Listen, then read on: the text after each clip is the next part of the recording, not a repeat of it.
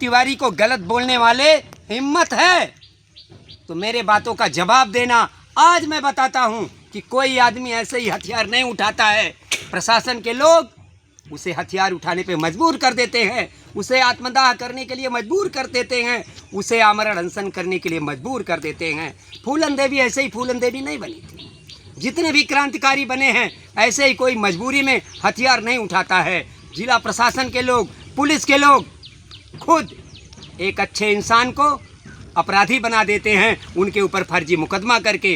कुछ लोगों ने जब ये कहा कि भरत भूषण तिवारी के ऊपर मुकदमा था, ये था, वो था, आज मैं आप लोग को बता रहा हूं कि जो देश हित में आवाज़ उठाता है उसके ऊपर फर्जी मुकदमा यही प्रशासन के लोग कर लेते हैं और उसे प्रताड़ित करते हैं। हमारे ऊपर भी 2 फर्जी मुकदमा हुआ है। हमारे ऊपर भी एक महिला को ब्लाउज फाड़कर थाने में भेज दिया गया था।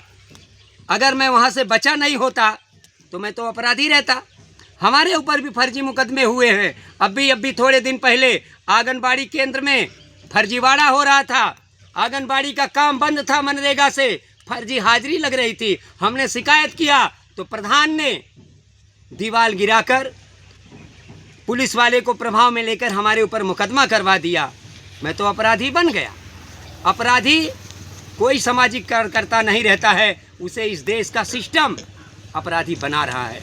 मैं आज आप लोग को हकीकत दिखाने जा रहा हूँ, बताने जा रहा हूँ कि ये देखिए कैसे जिला प्रशासन की नाकामी की वजह से, एक डीएम की लचर व्यवस्था के कारण, एक एसपी की लचर व्यवस्था के कारण, ये एक एसडीएम की लचर व्यवस्था के कारण, एक बीडीओ की लचर व्यवस्था के कारण लोग अपराधी बन जाते हैं। लोगों पे एफआईआर दर्ज हो जाता है। यह देखिए बस्ती जनपद के बनकटी विकास खंड का समय माता स्थान का ये धार्मिक तालाब है जहाँ दुर्गा पूजा मूर्ति का विसर्जन होता है, लक्ष्मी पूजा मूर्ति का विसर्जन होता है। महिलाएं यहाँ छठ का व्रत करती हैं। अगले साल जब इस जलकुंभी भरे तालाब में दुर्गा जी का विसर्जन हो गया तो हमने बनकटी के जन सुनवाई पे शिकायत किया। बीडीओ की जांच मिली। बीडीओ हमें 18 तारीख तक बोलते रहे कि जलकुंभी हटा दिया जाएगा, ताल की सफाई हो जाएगी।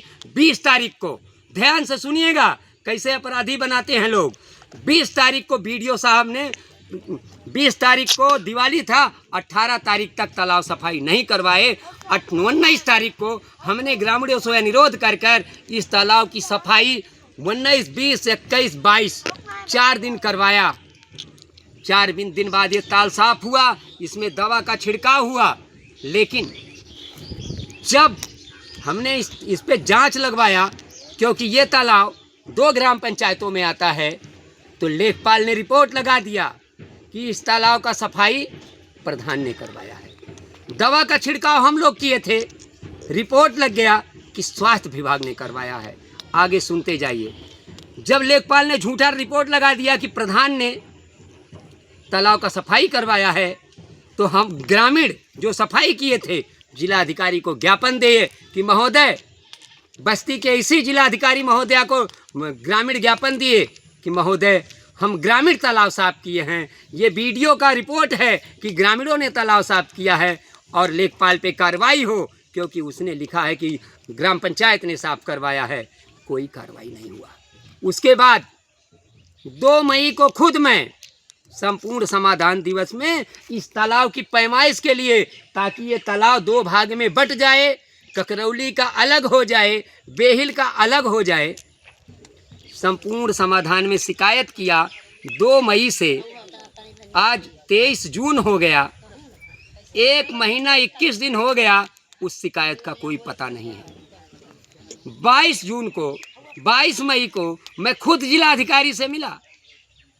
जिला अधिकारी ने मामले को संज्ञान में लिया। जिला अधिकारी कार्यालय से एसडीएम को फोन गया कि गंगाराम को भेज रहा हूं, इनका क्या मैटर है देख लीजिए। हमारी शिकायत को एसडीएम के व्हाट्सएप पे भेजा गया। मैं जाके एसडीएम से मिला। 1 महीना से ज़्यादा हो गया, कोई पैमाइश करने नहीं आया। अब आप लोग बताइए, 8 महीना बीडीओ से लेकर, इसमें बीडीओ की गलती देख लीजिए, जिला अधिकारी की गलती देख लीजिए, संपूर्ण समाधान दिवस में सीडीओ साहब की अध्यक्षता में होना था, उनके आदेशों का उल्लंघन हुआ। एसडीएम से मिला, उनके आदेशों का उल्लंघन हुआ। अब ऐसे में अगर मैं कोई कदम उठाऊं कि मैं ये करूंगा, मैं आत्मदाह करूंगा, वो करूंगा, तो मैं अपराधी हूं? कोई अपराधी नहीं होता। उत्तर प्रदेश या पूरे देश का सिस्टम खराब हो गया है, ये लोगों को अपराधी बना रहा है। सही काम करने वालों से सरकार डर गई है। सरकार का भ्रष्टाचार उजागर करने वाले को पुलिस अपना निशाना बना रही है। हकीकत बता रहा हूँ, थोड़ा दिन पहले जब हमने 6 तारीख को प्रधान का शिकायत किया कि मनरेगा में काम बंद है और मजदूरी निकल रही है, 9 तारीख को प्रधान ने हमारे ऊपर जानलेवा हमला किया और 9 तारीख को ही आंगनबाड़ी केंद्र का दीवार तोड़कर हमारे ऊपर फर्जी मुकदमा दर्ज करवा दिया गया। अब मैं अगर आवाज़ उठाऊं तो सरकार बोले गंगाराम यादव अपराधी हैं, उनके ऊपर मुकदमा दर्ज हुआ है। अब आप लोग बताइए, हमारे ऊपर 2 मुकदमा हो गया, दोनों फर्जी है। दूसरे गांव के लोग आए थे झगड़ा करने, वहां खड़ा हो गया। हमारे विरोधी थाने में पैसा देकर या कैसा करके हमारा नाम डलवा दिए। अब बताइए, मेरे ऊपर 2 मुकदमा है तो क्या मैं अपराधी हूँ? मैं अपराधी नहीं हूँ। कहीं ना कहीं देश का सिस्टम भ्रष्टाचार के खिलाफ आवाज़ उठाने वालों को अपराधी बना रहा है। यही सिस्टम है जो भरत भूषण तिवारी जी को, हो सकता है कि 1-2 मुकदमे हो गए हों, लेकिन मैं इस देश से पूछना चाहता हूं कि जहां पूरा देश, एक अधिकारी पूरे देश के भ्रष्टाचारियों को बचाते हैं, तो कम से कम देश के लोगों को भ्रष्टाचार के खिलाफ आवाज़ उठाने का सपोर्ट करना चाहिए। ये देश हम हरदम गुलाम क्यों रहा है? अब समझ में आया कि इस देश के लोगों को, सही लोगों को साथ देने की ताकत नहीं है। हाँ, उनके मरने के बाद कैंडल जलाना जानते हैं। भरत भूषण तिवारी पे आरोप लगाने वालों, अगर हिम्मत है तो मेरे इस शिकायत को झूठा साबित करो और बस्ती जिला प्रशासन से पूछो कि 6-7 महीने में तालाब की पैमाइश क्यों नहीं हुआ। फिर जलकुंभ में उग गई, फिर दुर्गा जी का विसर्जन इसी जलकुंभ में भरे तालाब में होगा, फिर छठ पूजा के लिए परेशानी होगी, फिर लक्ष्मी मैया का विसर्जन इसी तालाब में होगा। ये हिंदुत्व की सरकार है। हिंदुत्व का नारा देने वाले ढोंगियों, गंगाराम यादव तुमसे जवाब मांगता है कि 6 महीने 7 महीने हो गए, तालाब की पैमाइश क्यों नहीं हुआ? भरत भूषण जैसे लोगों पर, भरत भूषण तिवारी एक अच्छे इंसान थे।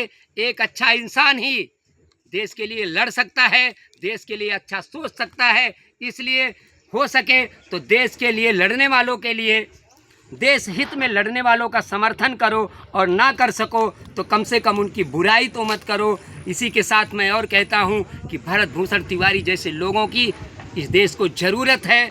देश के लिए जो आवाज़ उठाएं उनका सपोर्ट करो, नहीं तो एक दिन ये देश को गुलाम होना ही है। क्योंकि जिस प्रकार से देश में भ्रष्टाचार हो रहा है, भ्रष्टाचारी इस देश को खोखला करते जा रहे हैं।